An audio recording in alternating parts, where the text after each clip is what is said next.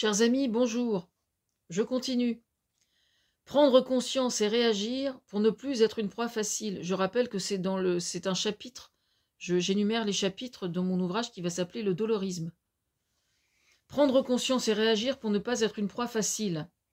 Et oui, entre un pédophile qui sent votre faiblesse quand vous êtes enfant, le dealer du coin qui sent le bon filon pour que les allocs y passent, le bel Hidalgo avec ses tablettes de chocolat qui vous promet le grand amour sur Internet par un site de rencontre alors qu'il ne cherche qu'à vous soutirer vos économies, que quelqu'un avec qui s'envoyer en l'air et qui, accessoirement, cherche à trouver une bonne poire pour lui assurer le boire, le manger et fasse la vaisselle, la cuisine, pour pas un rond, à moins que ce ne soit n'importe quel vendeur de rêves idéologiques qu'on appelle mentor toxique, à grand renfort de paranoïa et de complotisme, version emprise sectaire, comme le font les djihadistes vraiment.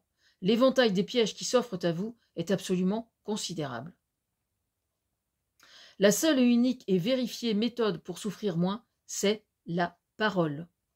Uniquement la parole, et strictement la parole. Qu'elle soit écrite, qu'elle soit transcrite artistiquement ou pas, mais que cette souffrance, d'une façon ou d'une autre, sorte de votre esprit.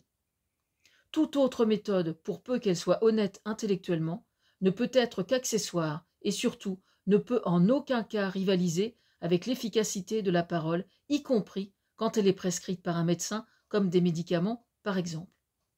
Le véritable problème réside dans la gestion du temps. Toute personne qui prétend vous soulager rapidement d'une souffrance profonde, quelle que soit la méthode proposée, est quasiment toujours un arnaqueur. Si devant un médecin, un malade est appelé un patient, ça n'est certes pas un hasard. Et pour la souffrance psychologique, il en va de même.